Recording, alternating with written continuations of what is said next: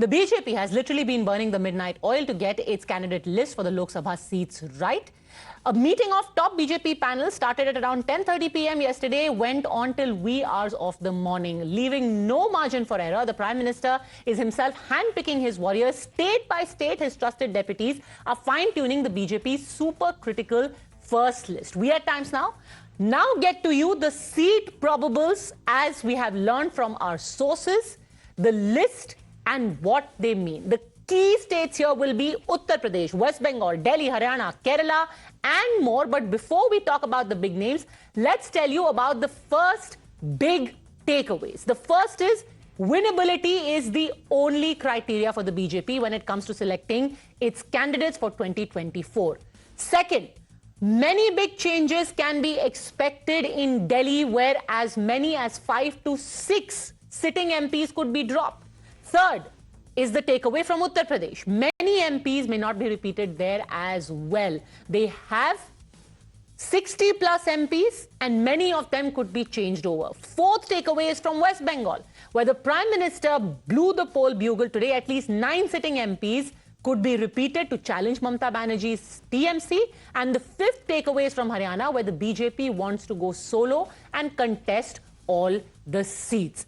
Now let's get you started with each of the seats that we have and what they mean. First up, let's get started with the VIP seats which are going to be in the first list. Let me also introduce to you the guests who will be joining us to discuss these seats. Dr. Guru Prakash and Harshvardhan Tripathi will continue with us. We have senior journalists Rashid Kidwai, Sanjeev Srivastav joining us, as well as leader of Congress, Varun Purohit. In the first list, we will have the Prime Minister himself. That's hardly a surprise. Also with him is going to be Lallu Singh, who's the sitting MP from Ayodhya. He could, in fact, be replaced. Rita Bahuguna Joshi could also be replaced. Then we have the next name that we are talking about, Ravi Kishan. He is likely to be in first list and he is likely to be retained. Let's quickly get a first few thoughts on these names. Let's start with some of the names from Uttar Pradesh. We have Rajnath Singh, Rita Bahuguna Joshi and Ravi Kishan that we have just discussed. Harshvardhan ji, your first thoughts? Rajnath Singh repeat हो रहे हैं, रीटा बहुगुणा जोशी को drop किया जा सकता है और Ravi Kishan retain हो रहे हैं गोरखपुर से. आपको लगता है कि ये सही है? नहीं, ये बिल्कुल ठीक है. रवि किशन को लेकर बीच में थोड़ी आशंकाएं थी, लेकिन फिलहाल ऐसा नहीं लगता है कि वहां पर कोई बदलाव होगा. राजनाथ सिंह की सीट तो पूरी तरह से सुरक्षित है, उसमें कोई संदेह जैसी चीज नहीं है. रीता बहुगुणा जोशी 2019 के चुनाव के बाद ही, और उनके बेटे चले गए थे समाजवादी पार्टी में. रीता बहुगुणा जोशी हेमवती नंदन बहुगुणा जी की बेटी और लंबे समय तक कांग्रेसी रही, उसके बाद समाजवादी पार्टी में रही, फिर भारतीय जनता पार्टी में आई. वो एक तरह से कहें कि 2022 का जो चुनाव था विधानसभा का, उसी समय तय हो गया था कि ये पार्टी में नहीं रहने वाली है. लेकिन चूंकि नरेंद्र मोदी अमित शाह की शैली है, वो आमतौर पर अपने लोगों को भी नहीं हटाते हैं, दूसरे लोगों को भी नहीं हटाते हैं. रीता जोशी का टिकट कटना तय है. Kidwai, star MPs who are going to be retained. So, Smriti Irani from Amethi is confirmed. Sadhvi Niranjan Jyoti from Fatehpur, Shubrat Pathak Kannauj and Ravi Kishan. Your thoughts about these MPs who are set to be retained in Uttar Pradesh?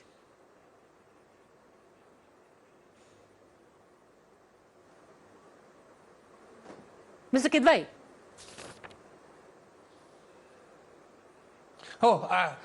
Sorry, Padmaja. Yeah, I think, look, when the going is easy, then of course the BJP leadership has a power to pick and choose.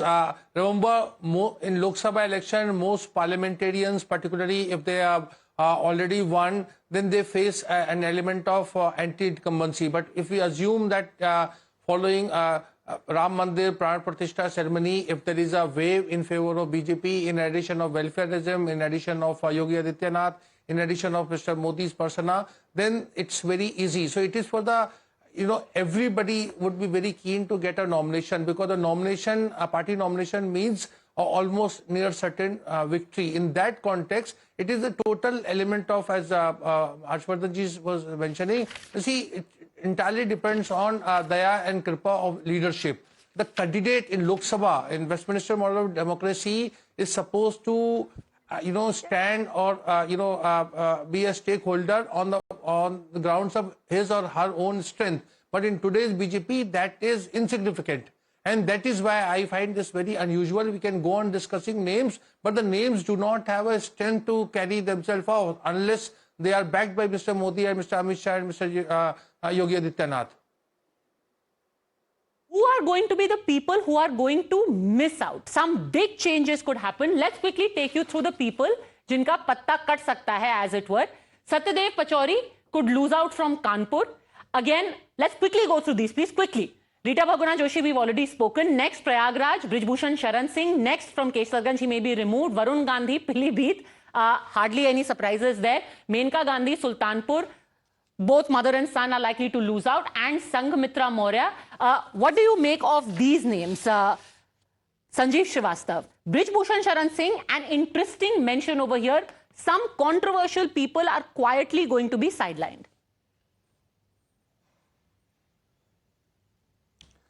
So I think like Harshvardhan said earlier, that certain things are not a surprise and certain things the Prime Minister and BJP leadership takes their own time. They chew over it. Like Rita Bahuguna Joshi continuing and now being dropped, expected, along expected lines and on time before this election. Similarly, Brijbhushan Sharan Singh was a name which was on the headlines for all the wrong reasons last couple of years.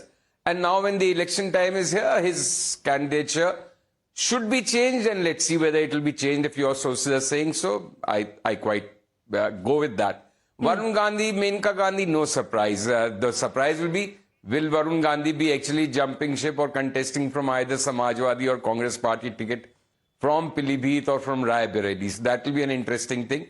Menka Gandhi may have done with her parliamentary innings. She may not like to contest. I frankly don't know. But what do you think of Varun Gandhi? That's the big mystery. A lot of people keep wondering. Sanjeev ji, a lot of people have been wondering, is he going to go in the Congress? See, we can wonder till kingdom come, but we don't know, because there is also talk of whether the Congress really wants to field him, whether they want him back. So there are reports about differences in the family about that. So we don't know whether these conversations and rumors are right or wrong. But Varun Gandhi is definitely not going to just fade away like that. He will be contesting. Whether he contests as a Congress person or more likely as a Samajwadi person is something which we'll know in time. But I think while everybody is saying that it's a big, that it was expected that Rajnath Singh ji will retain Lucknow and will be contesting. Remember, there were all sorts of conversations about Nitin Gadkari and Rajnath, whether they'll be asked to contest. But thankfully, those rumors have been put to rest. And in any case, in today's BJP, nobody knows which rumor is originating from there, because there is no veracity. 2-3 people are deciding everything. So it's good that that controversy or that conversation has come to an end. So I mean, Rajnath Singh as far as is likely Nitin to contest, Gadkari is concerned, his Mr. work Gadkari is even getting appreciated by Raghuram Rajan. He has called him one of the best ministers in recent memory. What is the reason to drop Nitin Gadkari at this point? But let's now focus on the Delhi. The Delhi list. That may actually go against him. To be appreciated by Raghuram Rajan may go against Nitin Gadkari. So far it hasn't. It seems he is going to retain Nagpur ticket. Delhi, however, some interesting changes taking place. And Guru Prakash, I would love to get your thoughts on this. Ramesh Biduri is likely to be replaced by Ramveer Biduri. South Delhi seat where Ramesh Biduri is there, Ramveer Biduri is likely to replace him in terms of a candidate. In Northeast Delhi, Manoj Tiwari is going to retain the seat. So interesting, large Purvanchali population there. His superstar, Bhojpuri star status is likely to hold him in good stead.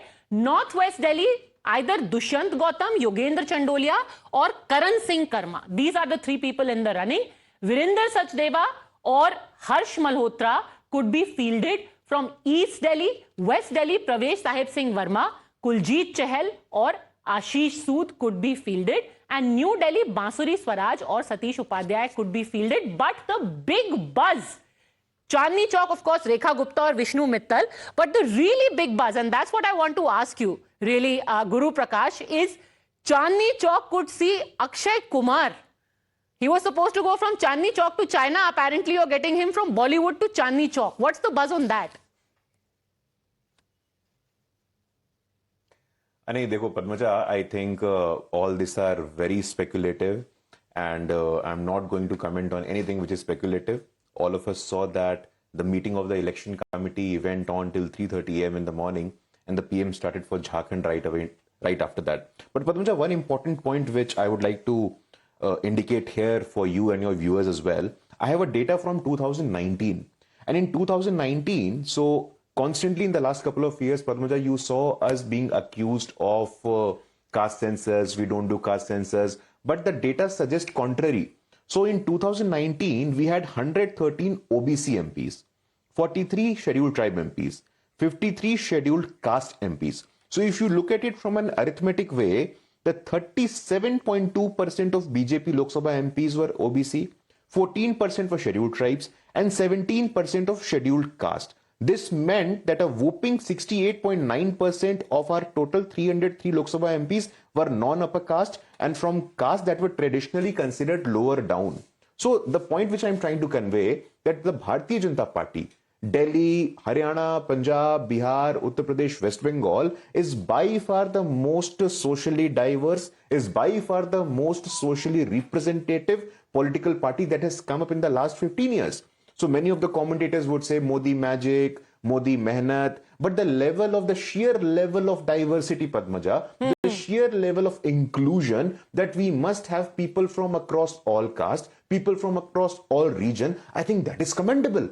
And as a student of politics, as a student who follows politics passionately, I think this is the real deepening of democracy. This is the real indication of penetrative democracy, that we are having voices from each and every section. And this is where the opposition fails. And this is where the argument of caste census dumps down, that the opposition has no policy, opposition have no vision, no imagination. But the Bharatiya Janata Party is walking that extra mile when it comes to delivery, when it comes to inclusion, when it comes to representation, and when it comes to the development and welfare of the last person in the line. Padmaja. Okay, but in that case, we will have to quickly check what Yuvraj Singh and Akshay Kumar, what category they fall into. You're not giving any interesting information. Rashid Kidwai, what do you think? Akshay Kumar and Yuvraj Singh, possibility, not possibility? Do they fit into the calculations of BJP?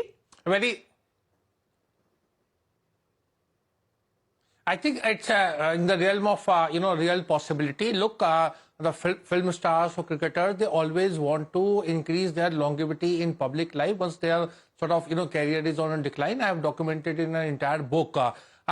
Thing is, Padmaja, and I know this naming and all is hazardous because in BJP, the sources-based things do not work out. Nobody knows who's going to get in or get not. But I want to know from Mr. Guru Prakash and other my fellow panelists, what is the criteria? Why should Varun Gandhi and Menika Gandhi be denied or Meenakshi Lekhi being denied ticket? Are they not, winnable? Is there a kind of survey that has been done that says, or it's just the perception, their pronouncements, Varun's writing, etc.? I mean, because in democracy, these things are very important. If somebody is worthy of winning, then why, a sitting MP being denied ticket? And why is someone else coming in? Because you have a Bollywood tadka when chips are down. Then you need somebody who has a, recognition, relatable thing. What is Akshay Kumar's connect with Chandni Chowk? Akshay Kumar will come because he has a, mass appeal as a film star, and of course on the entire that BJP platter would come. But if the BJP is so sure-footed, then why are they fielding such, so to say, celebrities? Okay, what respond, is their, Guru Prakash. Role in so to say, in society or in constituency? So Padmaja, I think Rashid ji is a senior journalist and he is saying that we are sure-footed. I think the people of India have said that we are sure-footed. And as far as the leadership transition is concerned, Rashid ji, I can put it very humbly that second generation leadership. I'm not going to comment on the names that you have taken because that is not part of my brief. वो मेरे mandate में नहीं आता तो मैं उस पर टिप्पणी नहीं करूंगा. That is the mandate of the parliamentary board. That is the mandate of the election committee. But as a party karyakarta, I can put this across that we need to cultivate second generation leadership. After all, as of now, we have a total of 545 Lok Sabha seats and around 250 Rajya Sabha seats, and similarly around 1,000 MLAs and MLC seats as well. But we are the world's largest political party, Rashid ji, with a registered active membership of more than 17 crore people. Unless until you promote and encourage new leadership, where are we going to accommodate them?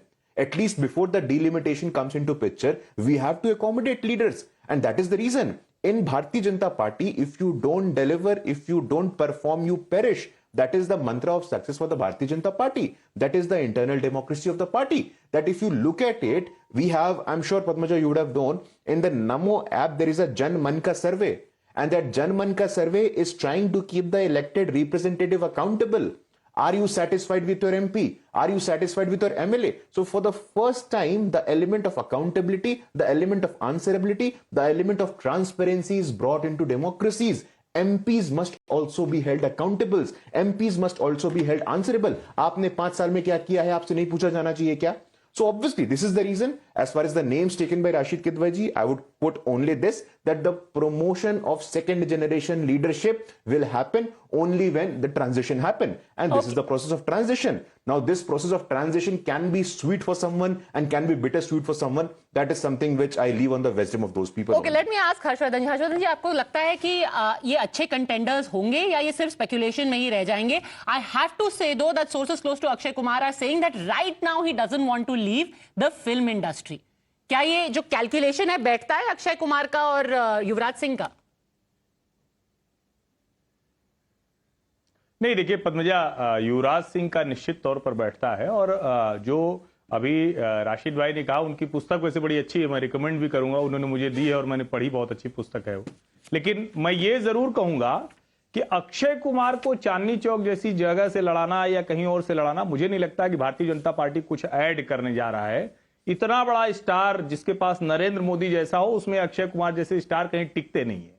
लेकिन 2-3 चीजें जरूरी है कहना। देखिए, वरुण गांधी को seat, मुझे लगता है कि वो टिकट मिलेगा। मेनका गांधी को अब टिकट नहीं मिलना चाहिए। वैसे भी एक पार्लियामेंट्री, जिसको कहें कि एक करियर होता है, और ये बड़ी विचित्र स्थिति है। मैं तो मानता हूं कि कहीं तो जाके रुकना चाहिए ना। आप किसी भी उम्र तक लड़ते चले जाते हैं। और एक फैक्ट मैं बता दूं कि जब वरुण गांधी सुल्तानपुर से 2014 में लड़े थे, तो वो सीट इतनी खराब करके गए थे कि मेनका गांधी 14-15 हजार वोटों से जीती थी।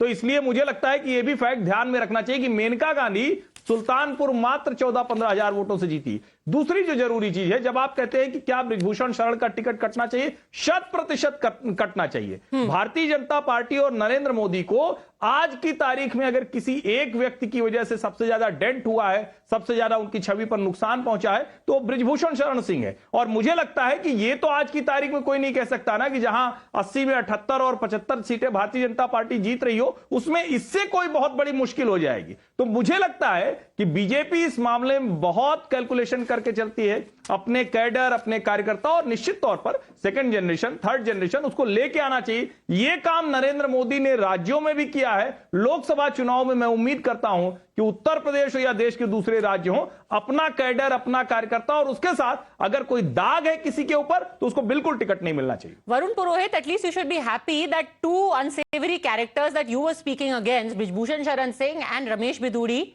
are both going to be eased out. 400 पार का एटलीस्ट ये फायदा है कि 400 पार माइनस ये 2 होंगे। 400 पार तो कभी हो नहीं सकते हैं। ये तो एक चुनावी शगुफा है। ये अगर अभी से कंफर्म कर दोगे 400 पार हैं, तो फिर लोकतंत्र की व्यवस्था क्या रही, जनता के वोट की कीमत क्या रही। जो पार्टी विद द डिफरेंस होती थी अटल जी, अडवाणी जी के टाइम, जिसकी प्योरिटी संघ पृष्ठभूमि होती थी, आज कॉस्मोपॉलिटन है। ये बार बार कभी अक्षय कुमार, कभी क्रिकेट खिलाड़ी, तो इसका मतलब इनके पास में कोई लीडरशिप नहीं है।